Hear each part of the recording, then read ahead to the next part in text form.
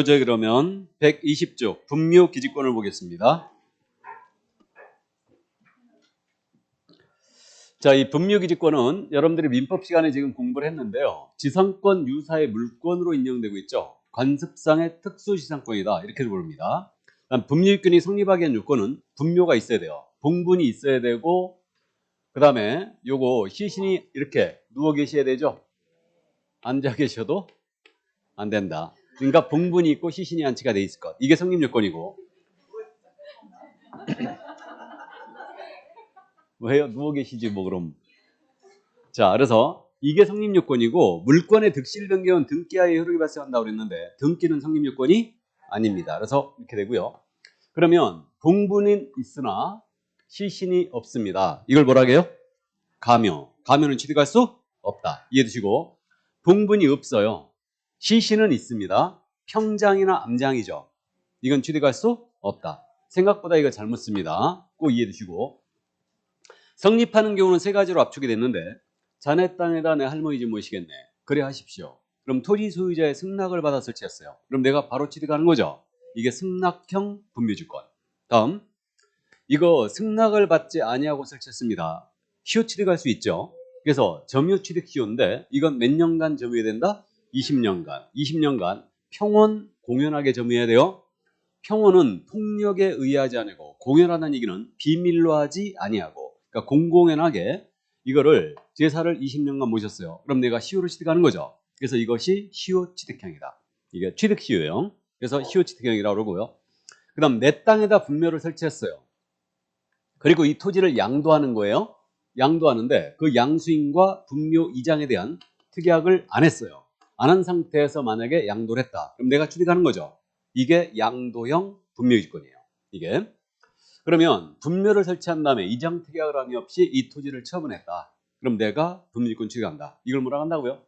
양도형 분묘유지권이라고 한다. 그래서 이렇게 이해하시고 자, 그러니까 이렇게 성립된 분묘기지권의 효력, 이걸 꼭 이해하고 있어야 되죠. 먼저 누가 취득하느냐 문제가 있거든요.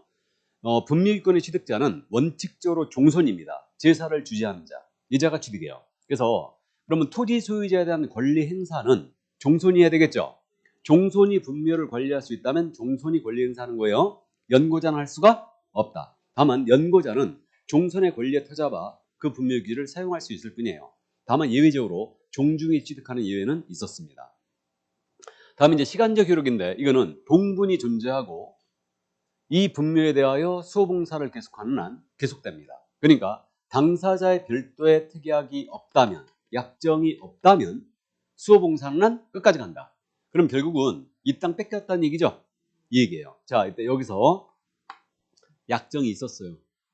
예를 들어서 자네 땅에다 내 할머니 좀 모시겠네. 그래 하십시오. 단 3년 뒤에는 이장을 해 주십시오 이러는 거예요. 그럼 지금 약정 기간이 있는 거죠. 이게. 그러면 분미권 지상권 유사의 물권인데 우리 지상권편에는 최단 존속 기간이 있다고 그랬죠. 그러면 경관 건물은 30년이고 일반 건물은 15년, 공작물은 5년 그랬죠. 자, 그러면 이거 분묘는 이 중에 뭘로 봐야 된다? 예? 공작물로 봐야 되죠. 그럼 공작물 최단 5년이잖아요. 그러면 이건 강행 규정인데 그 3년의 유효기간이 적용되느냐 이 문제죠. 이게 3년이 유효하냐 이 문제예요. 최단 기간은 적용이 없다라는 게 우리 판례예요. 약정이 언제나 우선이에요. 왜 그랬냐면요. 이게 원래 지루 때문에 그랬던 걸로 보이는데 이게 법정 지상권과 차이가 있다는 걸 감 잡고 있어야 돼요. 법정 지상권은요. 견고한 건물이 취득했잖아요. 최단 30년 가버립니다. 근데 분묘에 대해서는 그게 적용이 안 된다는 게 우리 판례예요. 최단 기간에 적용이 없다. 이걸 작년에 물어봤어요. 이해해 두셔야 됩니다. 자, 그 다음에 이제 장소적 효력이에요. 그럼 분묘 기지권이라고 그랬죠. 그럼 분묘 기지라는 게 봉분이 안치된 이 밑에 땅을 얘기하는 거 아니겠습니까? 그죠? 위에서 내려다보는 거는 동그랗죠, 이게. 그럼 여기까지만 미친다고 한다면 절할 곳이 없죠. 그러니까 분묘 기지뿐만 아니고 주변 공지를 포함한 지역까지 미친다. 아주 잘 묻습니다. 주변 공지를 포함한 지역까지 미친다. 다만 우리나라 분묘는 대부분 이 뒤에 초생딸 모양의 둔덕이 있죠. 요걸 뭐라 하겠어요? 사성이라 불렀는데 당연히 분묘지권이 사성까지 미치는 것은 아니다. 수호봉사하는데 필요한 범위 내에서 미칠 뿐이지 사성이 이 봉분으로부터 30m 뒤에 있는 거예요. 적용된다고 볼 수가 없죠. 예를 들어서 일단 주변 공지까지는 포함한다. 다음 이제 그럼 지류를 지급할 의무가 있느냐. 이 부분이 지금 현재 32회, 33회 때 이 부분을 계속 물어봤어요. 우리 쪽에서. 이거를. 그러면 분묘기지권을 시효로 취득했거든요. 지류지급 의무가 없다고 그랬다가 이제 판례를 변경했죠. 언제서부터 있다? 청구 시부터. 토지 소유자가 지류를 달라 청구한 때로부터 지류 지급 의무가 있습니다. 이렇게 되고요. 근데 양도형 분묘지권이 있죠. 양도형 분묘지권은 분묘지권이 성립한 때로부터 있다는 거예요. 둘이 차이가 있죠. 어쨌든 분묘를 설치한 때로부터가 아니에요. 그러면 일단은 양도형은 성립시인데 그러면 양도형이 이거라고 그랬거든요. 그럼 이거 양도형이 이건데 언제서부터 분묘기지권이 성립했나요? 성립시가 언제냐고요. 그러니까 계약할 때, 잔금시, 등기 넘어갔을 때 셋 중에 등기 넘어갔을 때죠. 양수인 앞으로 등기가 넘어가면 이제 남의 땅이 된 거죠. 그러니까 분묘지권은 남의 땅에다 설치해갖고 내가 취득하는 거 아니에요 원래. 그죠? 그러니까 남의 땅이 됐으니까 성립시는 남의 땅이 된, 즉 양수인 앞으로 등기가 된 때가 아니겠습니까? 그죠? 참고하시고 그래서 성립시부터다. 작년에 이걸 또 물어봤죠. 32회 때도 이걸 물어봤고 양도형을. 자 그럼 여기까지 해두시고 나머지 이제 기타 판례거든요. 자 그럼 나머지 이제 기타 판례인데 거기 121쪽에 지금 판례가 쭉 정리가 돼 있습니다. 지금. 그러면 거기 1번 판례거든요. 부부 일방이 먼저 돌아가셨어요. 그래가지고 부부 일방이 먼저 돌아가셔가지고 다른 분묘기권 취득했는데 다른 일방의 합장을 위해서, 합장은 두 분 같이 모시는 거죠. 쌍분 단분 형태로 재설치합니다. 이거 인정한다 안 한다? 안 한다. 그러면 분묘기지권은 원칙적으로 신설할 권능이라든가 이장할 권능은 포함한다 안 한다? 안 한다. 그 점 이해해 주시고. 자, 그 다음 이제 2번 판례는 천천히 할 거고요. 3번 판례 말씀드렸죠. 분묘기지권에 대한 존속기간이 있지 않습니까? 존속기간은 민법의 최단기간, 지상권편의 존속기간을 제공할 것이 아니다. 그래서 최단 5년이라고 부를 것은 아니다. 알아봤죠? 알아봤고. 자, 그 다음에 이제 이게 내가 쭉 나열해놓고 그냥 설명하는 게 낫겠네. 자, 그래서 이렇게 되고요. 그 다음 이제 3번 판례를 봤고요. 4번 판례 참고하시고 5번 판례 있죠. 5번 판례. 우리 분묘기지권을 강력하게 제한하는 법이 장사법이거든요. 장사법은 2001년도 1월 13일 날 시행됐어요. 그러면 장사법이 시행된 다음에는요. 분묘기지권의 시효취득을 인정하지 않아요. 잠시 후에 이건 설명할 건데 왜 그러냐면 남의 땅에다 승낙을 받지 않고 설치하게 되면요. 분묘 보존 권리를 주장하지 못한다고 그랬거든요. 그러니까 장사법 시행 후에는 승낙형이라 양도형은 취득할 수 있지만 시효취득형은 인정하지 않아요. 근데 장사법이 시행되기 전에 설치된 분묘예요. 그럼 장사법이 시행되기 전에 설치된 분묘들은 이거는 시효취득을 할 수가 있겠죠. 그게 바로 5번 판례가 그 얘기예요. 장사법 시행일 전인 20년의 시효기간이 경과되지 않았다. 그러면 장사법 시행 전에 설치됐다면 시효취득이 허용된다는 얘기죠. 근데 장사법 시행 후에 설치된 분들은 시효취득을 인정하지 않습니다. 그 점 이해하시고. 자, 그 다음 이제 6번 판례인데 분묘는 기본적으로 점유를 수반하는 권리죠. 근데 분묘기지권자의 점유는 자주점유다, 타주점유다. 타주점이죠. 소유의 의사가 투영되지 않죠. 그 얘기입니다. 그래서 6번 판례가 바로 그 얘기예요. 근데 인접 토지가 내 땅인 줄 믿고 여기다 대고 분묘를 설치했어요. 이 점유는 잠유점이죠. 내 땅인 줄 믿었죠 지금? 6번 판례가 바로 그 얘기였고. 자, 그 다음에 이제 7번 판례는 말씀드렸어요. 분묘기지권 취득을 원칙적으로 누가 한다고요? 종손이 한다고 그랬어요. 종손이.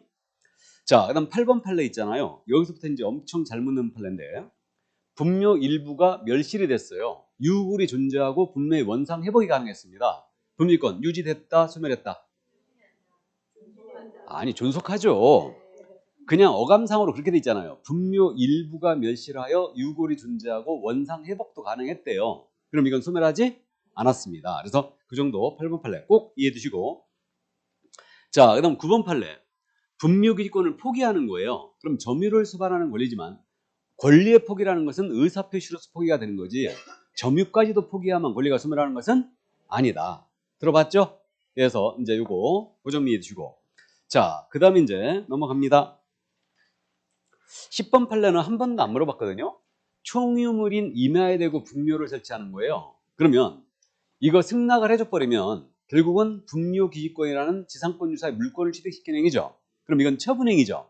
그럼 총유물인 임야에 대고 분묘를 설치하도록 승낙을 해주는 겁니다. 이거는 사원총회의 결의가 있어야 된다. 총유물이 대표적으로 뭐가 있어요? 예를 들면 문중산, 맞죠? 자, 그래서 그 정도만 이해를 해두시기 바랍니다. 그래서 중요 판례들 여기까지 이해를 해둡니다. 그럼 이것을 강력하게 제한하는 법이 무슨 법이라고요? 장사법. 그래서 장사법이 2001년도 1월 13일서부터 시행됐는데, 이 장사법은요, 일단 국가가 설치 운영하는 묘지에는 적용이 없습니다. 이게. 자, 그러면 장사법상 사용하는 용어인데 가볍게 짚고 갑니다. 먼저 이 장사법은요, 분묘와 묘지를 확실히 용어로 구분하거든요. 그럼 분묘라는 것은 이 봉분을 얘기하면 돼요. 시신을 안치하는 시설. 그다음에 묘지는 이 분묘들을 설치하기 위한 일정 면적의 구역, 이렇게 이해하시면 돼요.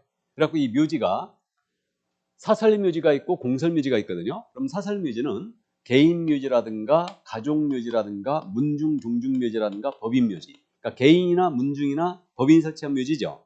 이게 사설묘지라고 그러고, 시도지사나 또는 시군 구청장 설치한 묘지, 이것을 공설묘지라고 불러요. 이게. 그럼 우리 현충원이 있다고 그랬는데 현충원은 공설묘지다 아니다? 공설묘지가 아니다. 현충원은 뭐예요? 국립묘지다. 그럼 국립묘지에는 적용이 없어요. 이게. 그러면 이제 사설묘지 중에 개인묘지라는 건 뭐냐면 1인을 모셨거나 부부관계였던 분을 같은 구역 안에 모시는 거예요. 이게 사설묘지 중에 개인묘지고, 가족묘지는 뭐냐면 말 그대로 민법상 친족관계였던 분 있죠. 이분들을 같은 구역 안에 모시는 거예요. 이게 가족묘지고, 그럼 문중묘지는 뭐겠습니까?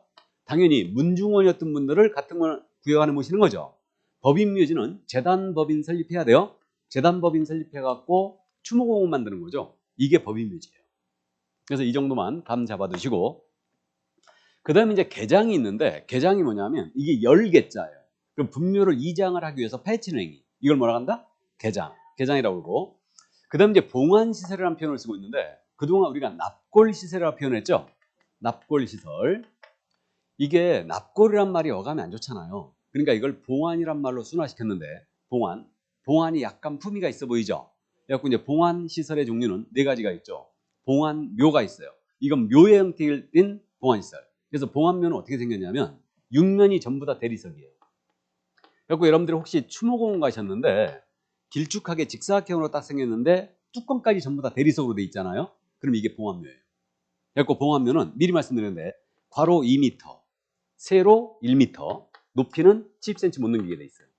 그럼 봉안묘 면적은 몇 제곱미터 못 넘기게 돼 있을까요? 2제곱미터예요. 괄호 2m, 세로 1m니까 면적이 2제곱미터를 못 넘깁니다. 이게 봉안묘다. 뚜껑이 만약에 잔디가 심어져 있잖아요. 직사각형으로 돼 있는데 잔디가 심어져 있으면 이걸 평분이라고 해요. 참고해 두세요. 우리가 이런 거 뭐 만날 일 있느냐, 그냥 알아두세요. 일단 그래서 상식적으로 참고해 두시고, 자, 그래서 묘의 형식을 띈 게 봉안묘다 이렇게 돼 있고, 그 다음에 봉안당, 이게 당자가 집당자예요. 그럼 봉안당은 건축물의 형식을 띈 봉안시설. 이건 이미 여러분들 다 보셨다고 그랬죠. 드라마에서 층층층 이렇게 있잖아요. 그래갖고 여기 용기에 담아서 이렇게 안치해놨고, 그 다음에 여기 이제 액자 같은 거 있고 조화들 있죠. 이게 봉안당이다. 이게. 그다음에 이제 봉안탑, 탑의 형식을 띈 거예요. 그래서 이건 이제 스님들 사리탑 같은 게 봉안탑의 일종이라고 했고, 봉안담, 담장 형식을 띈 거예요. 그러니까 이 담장 형식을 띄었는데 우리가 대부분 드라마에서 보면 안에 이게 유리로 돼 있어갖고 안에 게 보이죠. 보이는데 이게 안 보이게 되는 경우가 있어요. 안 보이게 딱 해놓으면 이게 봉안담이에요. 담장 형식으로 생긴 거지. 이걸 봉안담이라 합니다. 참고하세요. 이게 바로 봉안셀의 종류고, 자연장. 이게 새로운 장사 방식이 도입되는데 화장한 유골의 골분이에요. 골분은 빵을 얘기하죠. 이걸 갖다가 수목이나 화초나 잔디 등의 밑에 장사하는 거예요. 그래갖고 그 30cm 이상의 깊이로 파가지고 흙과 섞어가지고 장사하는 거예요. 이게 자연장이에요. 이게 자연장이고, 만약에 이 골분을 자연장을 하면서 용기에 담잖아요. 그럼 이 용기는 부패될 수 있는 걸로 담아야 돼요. 그래갖고 목곽이라든가 드라마나 영화 같은 거 보면 이게 이렇게 용기 이렇게 있죠. 도자기처럼 생긴 거. 그게 도자기가 아니에요. 도자기가 아니고 그렇게 담는 것은 전분이에요. 전분. 근데 여기 봉안당에다 모실 때는 도자기로 해야 되죠. 밀폐되는 거. 이걸 전분으로 하면 안 되겠죠. 그러니까 이제 도자기 같은 걸로 하고요. 자연장을 할 때는 흙과 섞이 되기 때문에 어쨌든 그때는 그 부패될 수 있는 걸로 해야 되는데, 그 용기는 해갖고 전분입니다. 도자기처럼 생겼지만 전분이 뭔지 알죠? 그래서 어쨌든 흙으로 돌아가는 거예요. 이게 자연장이다. 이게. 그럼 수목 밑에 모시면 이걸 뭐라 한다? 수목장. 화초 밑에 모시면 화초장. 잔디 밑에 모시면 잔디장. 진짜 이렇게 불러요. 이걸 통칭하여 뭐라 한다? 자연장. 이렇게 돼요. 그러니까 우리는 장사의 방식이 묘지를 설치하거나 매장을 하거나 화장을 하거나 이렇게 돼 있죠 지금. 그러면 강물에 뿌리는 건 있다 없다? 없어요. 뿌리는 거 없습니다. 맞죠? 근데 영화 보면은 뿌리더라. 그거 어떻게 하는 거예요? 응? 몰래? 살짝? 그거 폐기물 처리허가 받아갖고 뿌리는 거예요. 아니요, 지금도 합니다. 폐기물 처리허가 받아야 된다니까. 바다 같은 데 가서 뿌린다. 예? 해상. 원래 그거 함부로 뿌리면 안 되잖아, 다. 이게. 그다음에 어떤 영화 봤더니 뭐 옥상에 올라가고 쫙 뿌려버리는데 그건 진짜 불법이야, 다. 그 다 불법입니다, 그거. 다 불법이에요, 그거. 이게. 어디 뼈가루를 뿌려.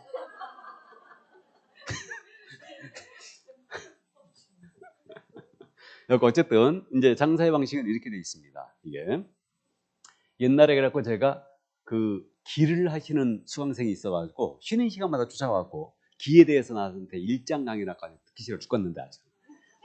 그분이 하는 말씀이 그랬다니까. 화장을 하면 절대 안 된다고. 조상들의 기를 받아야 되기 때문에 화장을 하면 기를 못 받는다는 거야. 기는 개뿔. 돌아가셨는데 무슨. 자, 그래서 어쨌든 근데 우리는 조상에 대한 각별한 애정이 있기 때문에 벼락 맞을까봐 남의 분묘도 함부로 파헤치질 않죠. 벼락 맞을까봐. 그래갖고 우리 형은 장인 어른이셨죠. 돌아가신 6개월 만에 이장을 하게 된 거야. 이장을. 10일 동안 밥을 못 먹었어요, 형이. 6개월 만에 이장해야. 10일 동안 왜 밥을 못 먹었는지는 여러분들이 점심 드시면서 생각을 한번 해보시기 바랍니다.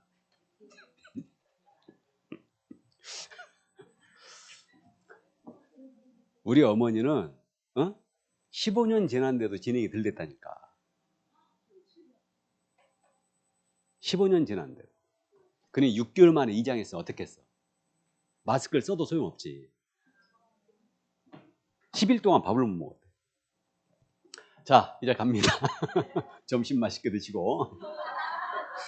자, 그럼 신고 허가제인데 첫 번째 기억할 점이 사후신고예요. 줄기만 잡자 이거예요. 사전신고 사항은 화장, 개장이에요. 화장은 당연히 화장장에서 해야 되기 때문에 사전에 신고해야 되겠죠. 개장도 미리 신고하셔야 됩니다. 이렇게 되고요. 그 다음에 사후신고를 꼭 기억하는데 시신을 매장했다. 30일 내에 사후신고예요. 그 다음 개인묘지 설치했다. 사후신고고, 개인 자연장제를 조성했다. 역시 사후신고예요. 이걸 장려하기 위해서. 그래서 이게 뭐냐면 이게 우리 가족묘지예요. 그래갖고 할아버지 자리, 할머니 자리, 아버지 자리, 어머니 자리인데 할머니가 돌아가셨어요. 이미 설치된 묘지에 시신을 안치하는 게 이게 뭐다? 매장. 그 다음에 개인묘지 설치는 이거죠. 이게 산이에요. 할머니가 돌아가셨어요. 그래갖고 나무를 일부분 잘라내고 할머님을 안치하고 상석을 놓고 비석을 놓고 사성을 둘러칩니다. 이게 개인묘지 설치예요. 그러니까 개인묘지는 1인을 모셨거나 부부관계였던 분을 같은 구역 안에 모시는 거예요. 이게 개인묘지다. 그래서 이게 전통적인 장사의 풍습이기 때문에 상주들의 심리 상태를 고려해서 꼭 할 거 다 하고 며칠 내 신고 들어오라? 30일 내. 그래서 요걸 기억하시고 나머지 이제 묘지는 전부 다 허가사항입니다. 그렇게 일단 감 잡고요. 개인묘지를 제외한 가족묘지, 문중묘지, 법인묘지는 모두 허가사항이에요. 살림을 훼손해야 되기 때문에 개인묘지만 사후신고예요. 그리고 매장도 후신고다. 전통적인 장사의 풍습입니다. 근데 화장은 미리 신고해야 되죠. 이렇게 되고 자, 그 다음에 있잖아요. 이제 면적 제한을 두 번째 기억합니다. 면적 제한에 대한 부분인데 여기서 공설묘지나 이게 사설묘지 된 분묘 한 기당 면적 있죠. 요 한 기당 면적 상석 비석을 포함하는 면적인데 요 면적은 몇 제곱미터 초과할 수 없다? 10제곱미터 초과 수 없고 합장이 뭔지 알죠? 합장은 15제곱미터를 초과하지 못합니다. 꼭 기억해야 됩니다. 이거. 그래서 10제곱미터면 이거 3평이죠. 그죠? 그러니까 추모공 같은데 묘를 써보시면 아시는데 상당히 비좁아요. 그래갖고 합장을 위한 개장할 때는 조심해서 개장해야 돼요. 좀만 더 파면 옆에 분이 나 불렀어 하고 나오십니다. 그러니까 10제곱미터하고 15제곱미터를 초과 못한다. 그 다음에 요거 기억해 두는데 개인자 기억하고 갑니다. 개인 묘지는 30제곱미터 이하로 설치돼요. 이게 개인 묘지라고 그랬죠. 요 개인 묘지는 몇 제곱미터? 30제곱미터를 못 넘겨요. 그러니까 우리는 죽게 되면 9평 이상은 절대 땅을 차지 못합니다. 이렇게 돼 있고 그 다음에 개인 자연장지 있죠. 자연장, 개인 자연장지를 조성한다. 이것도 30제곱미터 미만으로 해야 돼요. 그래서 이렇게 되는데 개인자는 우리가 기억을 30, 30제로 암기합니다. 개인자가 들어갔다. 그럼 30일 내에 사후신고고 30제곱미터를 못 넘기죠. 개인자가 들어가면 30, 30제다. 꼭 기억하세요. 30일 내에 사후신고고 개인 묘지든 개인 자연장지든 30제곱미터를 못 넘긴다. 자, 그럼 여기 참고. 여기 가족묘지는 100제곱미터 이하로 설치해야 되고 문중묘지는 1000제곱미터 이하야 되고요. 법인묘지 있죠. 이건 추모공원인데 10만 제곱미터 이상으로 설치해야 돼요. 이상이에요. 이거는 이렇게 돼 있고 이거는 묘지는 기본적으로 허가라고 그랬죠. 그러니까 요 세 가지는 전부 다 허가받게 돼 있어요. 그 다음에 자연장지. 그러면 요거 개인 자연장지는 사후신고였죠. 그러면 가족 자연장지와 문중 자연장지 있죠. 이거는 자연 친화적인 방식이기 때문에 미리 신고만 하면 돼요. 사전 신고하면 되고 여기 대규모로 설치하는 종교단체 자연장지와 법인 자연장지 있죠. 이거는 허가받아야 됩니다. 이렇게 되고요. 면적은 가족까지 정도로만 기억해 두세요. 30, 100이에요. 30, 100. 문중묘지는 1000제곱미터 이하고 문중 자연장지는 2000제곱미터 이하고요. 종교단체는 4만, 법인장지는 5만입니다. 5만 이상으로 설치하게 돼 있으니까 이 정도만 일단 참고해 두시기 바라고요. 개인자 정도까지는 꼭 기억해 두세요. 30, 30제다. 이렇게. 그 다음 봉합묘에 대해서 미리 말씀드렸죠. 봉합묘는 육면이 전부 다 대리세라고 했어요. 높이는 몇 cm? 10cm를 못 넘기고요. 괄호 2m, 세로 1m니까 면적은 몇? 2제곱미터를 못 넘긴다. 2제곱미터. 이 정도만 이해하시고 나머지 이거는 참고하시기 바랍니다. 봉분으로 설치하죠. 이때는 높이를 1m 못 넘기게 돼 있고 평분, 직사각형으로 모신다고 그랬는데 이렇게 직사각형으로 모실 때 이게 잔디가 심어졌으면 이게 평분이라고 한다고 그랬죠. 이 평분의 높이를 50cm를 못 넘겨요. 추모공원 이거 다 지킵니다. 추모공원은 다 지켜요. 그러니까 참고해 주시고요. 자, 그래서 첫 번째 이제 사후신고, 그 다음에 면적 제한 두 번째 요걸 다 봤고요. 세 번째로 기억할 점이 존속기간 제한이에요. 공설묘지나 사설묘지에 설치된 분묘 존속기간은 몇 년으로 한다? 30년으로 한다. 꼭 기억해야 됩니다. 근데 30년만 인정하면 너무 아쉽죠. 그러니까 연장을 허용하는데 30년 1회만 허용합니다. 30년 1회. 그러면 최장 분묘가 존속할 수 있는 기간은 몇 년이다? 60년이죠. 이게 그러니까 요게 60년이고요. 그 다음에 이제 종료가 됐거든요. 철거해야 되겠죠. 유예기한은 1년을 줬어요. 1년의 동그라미. 1년 내 철거하여 화장하시거나 봉환시설을 모신다. 이게 세 번째 기억할 점이에요. 그래서 이것이 분묘 기지권에 대한 강력한 제한이죠. 자, 2001년도 1월 13일 이후에 분묘를 설치했어요. 자네 땅에다 내 할머니 좀 모시겠네. 그래 하십시오. 내가 분묘권 취득했죠. 근데 요거 제한을 받겠죠. 최장 60년을 못 넘겨요. 수호보험사는 끝까지 가는 게 아닙니다. 맞죠? 그래서 이제 그 정도 이해하시고, 마지막 타인의 토지 등에 설치된 분묘의 처리, 이걸 이해해 두시는데, 그러면 타인의 토지나 묘지에다가 토지 소유자, 묘지 설치자의 승낙을 안 받고 설치한 분묘예요. 이걸 제가 무현분묘라고 부르고 있는데, 둘 중에 누가 더 나쁜 놈이다? 묘지. 남의 묘지에 몰래 설치한 놈이 진짜 나쁜 놈이에요. 이게 우리 가족 묘지인데 할아버지 할머니 자리거든요. 할머니 상여매고 여기까지 올라갔는데 땅을 파봤더니 다른 분이 누워 계신 거야. 이런 낭패가 없습니다. 그죠? 그러면 여기다 할머니 못 모시고 다른 데 가매장 해야 되죠. 그리고 이제 그렇게 이런 분묘가 나타나면 3개월, 연고자를 안다면 3개월 이상의 기간을 정하여 통지해 줘야 돼요. 이장을 해가라. 모른다면 그 뜻을 공고해야 됩니다. 그럼에도 불구하고 이장을 안 해가면 시군구청장의 허가를 받아 개장을 할 수 있어요. 다른 데로 이분을 옮겨버릴 수 있고, 그죠? 그리고 추후 이 연고자가 나타나서 분묘 보존 권리를 주장하지 못한다 그랬어요. 그러니까 이것이 바로 분묘지권에 대한 강력한 제한이 되고 있는 거죠. 그러면 남의 땅에다 분묘를 몰래 설치했다. 그러면 이거 자연장 분묘 보존 권리를 주장하지 못한다. 그래서 시효취득을 인정한다 안 한다? 안 한다는 뜻이 이게 요 규정 때문에. 이해되시죠? 이 얘기예요. 그럼 보세요. 3개월 공고했어요. 이장을 해가라. 그래갖고 4개월째 이장을 해버렸어. 딴 데로. 그러면 가매장 했던 할머니 여기다 다시 모셔야 되죠. 4개월 만에 다시 옮겨? 절대 못 옮깁니다. 화장하는 수밖에 없지. 근데 당신이 화장하지 말래. 그럼 또 유족의 뜻을 받들잖아 또 우리가. 그죠? 우리 큰형은 화장하지 말라고 해갖고 모셨다니까. 그래갖고 형수가 계셔갖고 아들은 조카는 화장합시다. 근데 큰형이 화장하지 말라 그런 거야. 형수가 살아계시잖아. 네 아버지가 화장하지 말라는데 화장을 해? 난리 났다니까. 그래갖고 공원묘지를 모셨어요. 할 수 없이. 어쨌든 그렇습니다. 그러니까 진짜 나쁜 놈이지. 남의 땅에서 몰래. 그죠? 한 3년은 가야 돼요. 최소한. 자, 그럼 이 정도. 그래서 이게 분묘지권에 대한 강력한 제한인 장사법의 주요 골자 4가지 기억합니다. 그러니까 사후신고, 면적제한, 존속기간 제한, 타인의 토지 등에 설치된 분묘의 처리. 여기까지 이해가 됩니다. 됐죠? 이 정도만 줄기를 잡아주시고요. 자, 그 다음에 이제 법정지상권이 123쪽에 있죠. 그래서 이게 출제 빈도가 22에 25에 30회로 돼 있죠.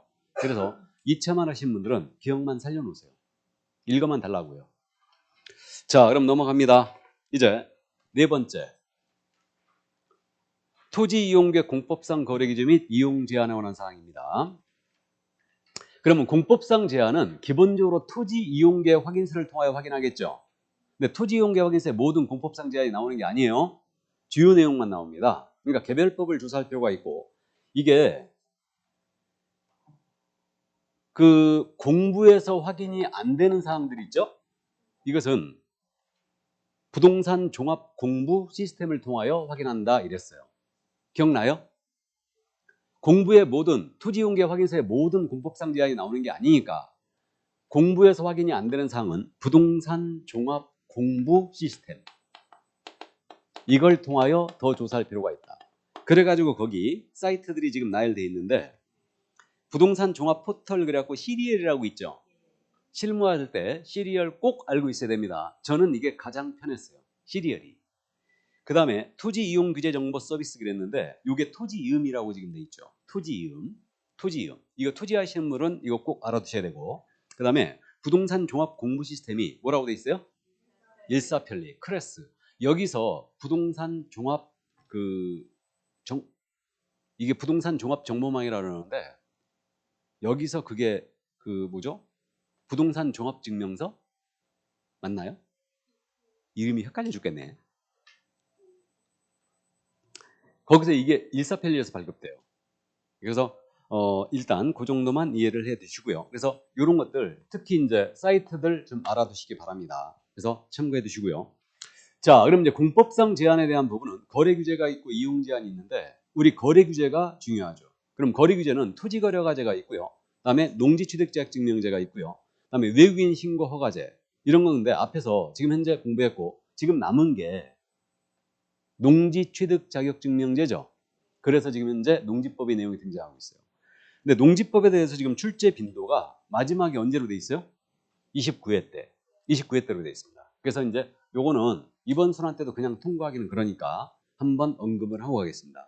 우리 공법 시간에 농지법 들어봤나요? 한 번이라도? 아직 안 들어봤습니까? 1, 2월 달에도 안 들어봤어요? 들어봤죠? 좋습니다. 농지법은 근데 깔끔하게 포기한다면서요? 아닙니까? 농지법 출제 비중이 몇 개? 2개. 그럼 깔끔하게 포기해버려야지. 근데 우리 쪽은 포기하면 안 돼요. 그래서 어쨌든 이제 겹치는 부분이니까 보고 갑니다. 자, 그럼 우리 법상 농지에 대한 우리 쪽에서 잘 냈던 게 농지의 소유상한제. 농지법을 내잖아요. 그럼 농지 소유상한제 무조건 물어봐요. 그럼 농지법은 대원칙이 경자유전의 원칙이죠. 경자유전이 뭐예요? 농사를 지을 자만 농지를 가져라 이 뜻이죠. 그러니까 농사를 짓지 않으면 농지를 소유할 수 없음이 원칙이고 일정한 경우는 소유할 수가 있는데 이때 소유상한제 3가지가 운영되더라. 상속으로 농지를 받았어요. 농업 경영을 안 합니다. 그러니까 농사를 안 짓는다는 얘기죠. 그럼 농사를 안 짓는다면 소유상한이 적용되죠. 짓는다면 소유상한이 없어요. 그러면 이때는 10,000제곱미터 이내에서 소유할 수 있죠. 다음에 8년 이상 농사 짓다가 이농을 하는 거예요. 그럼 이농 당시 보유농 중에서 역시 몇 제곱? 10,000제곱미터까지는 소유할 수 있고요. 우리 도시민이 주말체험 영농 목적으로 농지를 취득할 수 있죠. 그럼 이때는 몇 제곱? 1,000제곱미터 미만의 하나를 소유할 수 있다. 이때 세대원 전부 합산이에요. 이게 만만천이에요. 상속 이농은 몇? 만. 주말 농량용은 천. 만만천. 이렇게 이제 기억하시고요. 이건 세대원 전부 합산이죠. 그럼 부부 합산, 자녀 합산이라는 얘기죠. 기획입니다. 그래서 이게 만만천 기본적으로 이해하시고. 근데 우리 유휴농지가 많아졌더라 이거예요.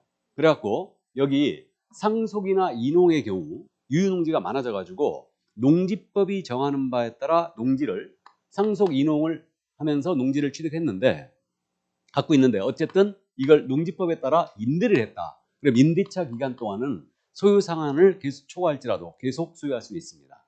근데 주말 농장주로 내가 취득했거든요. 근데 주말 농장주로 안 쓰게 돼. 그럼 이거 임대할 수 있어요, 없어요?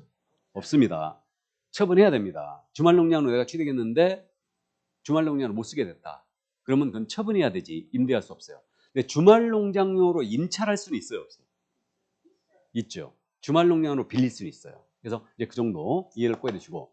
자, 그 다음에 이제 이번에 신설한 내용이 거기 마지막에 지금 손가락질하고 있는 거에 써 있는데 농업진흥지역이 있죠. 농업진흥지역을 우리가 실무에서 뭐라 그런다? 절대농지. 농업진흥지역을 절대농지라고 불러요. 절대농지라고 부르는데 그러면 농업진흥지역 내 농지는 주말 농장용으로 취득할 수 있다 없다? 없어요. 없습니다. 이거는 요거 신설해 놓은 거예요. 이해해 두시고 어디 하는지 찾았죠 지금? 예를 들어서 그 정도 이해해 두시고 자 그럼 농지가 뭔데? 이건 15회에는 물어본 적이 없는데 지목이 전답과수원이에요. 그럼 농지로 갑니다. 그럼 이건 실제 경작에 사용하지 않더라도 지목이 전답과수원이 농지로 가고요. 그러면 실제 경작에 사용하는 토지예요. 이건 농지로 갑니다. 단 몇 년 이상 써야 된다? 3년 이상. 3년 이상 다년생 식물 재배제로 썼다. 그럼 농지로 가요. 다만 지목이 임야인 경우는 제외. 그럼 이 얘기네. 다년생 식물이 대표적인 게 홍삼이라든가 유실수가 있죠. 그럼 만약에 저 산에다 대고 내가 사과나무 심어갖고 3년 이상 써버린 거야. 그래도 농지가 된다 안 된다? 안 된다는 얘기예요. 산은 산으로 계속 가겠다는 얘기죠. 예, 그 얘기입니다. 그래서 일단은 임야는 제외. 이렇게 되고 그다음 농지의 계량설부지, 농로부지, 수로부지, 뭐 버섯 재배사부지, 온실부지 이런 것들 있죠. 다 농지로 갑니다. 그래서 이 정도만 이해하시고 농지의 개념. 농지가 지목이 뭐라고요? 전답과수원. 근데 세법 시간에는 농지가 이거 말고 더 있었죠. 하나가 더. 목장 농지가 더 있었습니다. 근데 우리는 농지법상의 농지로 하는 거예요. 지목이 전답과수원이 농지다. 자, 그럼 이제 농지에 대한 임대차 계약으로 넘어가는데 최근에 임대차 계약 엄청 잘 물었죠 이거. 그럼 농지에도 임대차 계약이 그러면 농지는 전세권 설정 등기 되나요 안 되나요? 안 되죠. 그죠? 그럼 농지 임대차가 될까요? 원칙 안 된다. 전세 안 되니까 임대도 안 된다. 그러니까 농지법이 허용하는 바가 아니면 절대 임대나 위탁 경영 안 돼요. 농지법이 허용하는 한에서만 임대가 허용됩니다. 아셨죠? 자, 그러면 농지에 대한 임대차 계약인데 농지에 대한 임대차 계약은 서명 계약을 원칙으로 합니다. 반드시 문서화라는 얘기죠. 그래가지고요 표준계약서가 있거든요. 이거 농림축산식품분양관이 정하는데 표준계약서를 정하여 농림부 장관이 사용을 권장할 수 있다 이렇게 돼 있고 그러니까 서명계약을 원칙으로 합니다. 박서방 저기 산 밑에 다람쥐 땅 벌어먹고 가을에 쌀 한 쌈 보내라. 그럼 농지 임대한 거죠. 명확하지 않더라 이거요. 그러니까 서명계약을 원칙으로 합니다. 다음에 임차인이 대항력 취득할 수가 있는데 이거는 농지에 대한 임대차 계약에 대하여 시구 읍면장의 확인을 받고 농지를 인도받았잖아요. 그럼 그 다음 날서부터 대항력을 취득합니다. 그럼 이 농지의 양수인은 임대인의 지위를 그대로 승계하겠죠? 이해되시죠 이거? 자, 그 다음에 이제 최단 기간도 보하는데 농지에 대한 임대차 기간은 3년 이상으로 해야 됩니다. 다만 단연생 식물재배지 있죠? 단연생 식물재배지는 몇 년 이상? 5년 이상으로 해야 돼요. 그럼 우리 상가 건물 임대차 계약은 최다 몇 년이에요? 상가 1년, 주택은 2년, 농지는 3년. 다만 단연생 식물재배지는 5년 이상 하는 거예요. 비닐하우스 부지도 5년 이상으로 해야 됩니다. 이렇게 되고요. 그 다음에 묵시행신이 있어요. 농지법에도 묵시행신이 있는데 그러면 임대인만 계약 만료 3개월 전까지 거주를 통지 안 했다. 그럼 묵시로 갱신됩니다. 이게 이렇게 돼요. 임대인만이에요. 그럼 계약이 그대로 다시 갱신되고요. 그 존속기간은 3년, 5년으로 갑니다. 이렇게 되고요.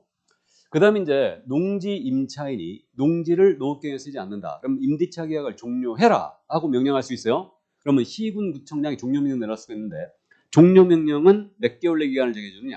3개월 내 기간을 정해줘요. 그러면 3개월 내는 종료해줘야 됩니다. 이렇게. 자, 그 다음에 농지임대차에 대한 분쟁이 생겼다. 그러면 시군구청장에게 조정을 신청할 수 있고요. 그 다음에 이거는 편면적 강행 규정성을 띠고 있어요. 요 규정에 위반된 것으로서 임차인한테 불리한 것은 모두 효력이 없습니다. 이게 편면적 강행 규정이다. 그래서 여기까지 읽으시고 그러면 농지에 대한 위탁 경영 사유가 나와 있죠. 이건 임대차 사유이기도 해요. 농지는 농지법이 정하는 바가 아니면 임대하거나 위탁 경영할 수 없다고 그랬죠. 위탁 경영은 뭐냐면 농어촌 공사 있죠. 여기다가 맡겨가지고 농사를 대신 짓게 하는 거예요. 이게 위탁 경영인데 그럼 위탁 경영 사유 중에 우리가 질병, 징집, 취약은 기억하고 있죠. 우리 휴업에서 6개월을 초과 휴업하는 경우 징집, 질병, 취약이 있었죠. 이거하고 임신, 출산도 있었죠. 근데 여기도 임신이 있어요. 그러니까 농업인이 임신을 했다. 어디 갔어? 여기는 없네 또. 교재에도 없나요? 이게 왜 빠졌대? 자, 메모해 놓으세요 그럼. 여기 위탁경영 사유에 농업인이 임신했잖아요. 그럼 이제 이거 위탁경영 되고요. 임대도 됩니다. 그 다음에 임신 출산이 있죠. 근데 출산 후, 분만 후, 여긴 분만이라고 그랬어요. 그러니까 분만 후 6개월 미만. 이때는 위탁 임대가 됩니다. 출산 후 6개월 미만. 몸조리 6개월 정도 하면 되나요? 그럼 한 달만 하면 돼? 안 나와서. 근데 누가 아니오 그랬어요. 이게 얼마나 해야 됩니까?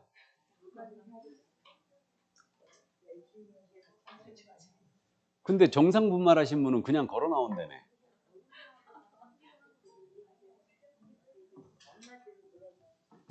둘째 낳고 나더니 더 이상 이제 안 난다고 몸조리를 확실히 해야 된다고 그래갖고 호박을 6통이나 먹었어.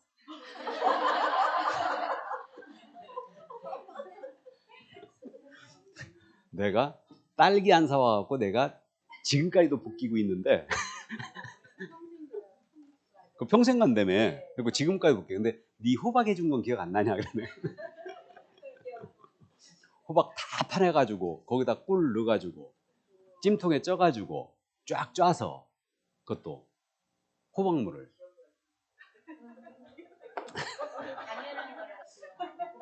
당연한 가사로 기억이 안 나요? 출산은 6월 미만입니다. 자, 그래서 이 정도 이해하시고 여기 특이한 게 있어요. 해외여행을 가는데 농업인이 몇 개월 이상? 3개월 이상. 냄새가 나도 너무 난다고 그랬죠, 이거. 냄새가 나 너무 나. 농업인이 내일 비 와가지고 말을 썩을까봐 오늘 당장 뽑아대야 되는데 이거 놔두고 3개월 해외여행 간다고? 어쨌든 좋습니다. 좋은 세상이요. 그 다음에 선거에 따른 공직 취임은 이해가 되죠? 우리 농업인이 만약 국회의원이 됐다, 도의원이 됐다, 시의원이 됐다 그러면 선거에 따른 공직 취임의 경우는 임대 위탁경영이 됩니다. 이해해두세요. 그러면 농지에 대한 위탁경영 임대차는 숫자 몇과 친하다? 3과 친하다. 3과 엄청 친해요. 그죠? 그래서 3년 이상이고요. 그 다음에 묵시갱신도 3개월 전까지 근로속지 안 하면 종료명령 나가면 3개월 내에 종료해야 되고 해외여행도 몇 개월? 3개월이에요. 그래서 이 정도 이해해 주고요. 자, 그래서 농지에 대한 위탁경영이었습니다. 이렇게 되고요. 이제 농지 취득 자격 증명제가 나오는데 이거는 좀 쉬었다 할까요? 예, 좀 쉬었다 하겠습니다.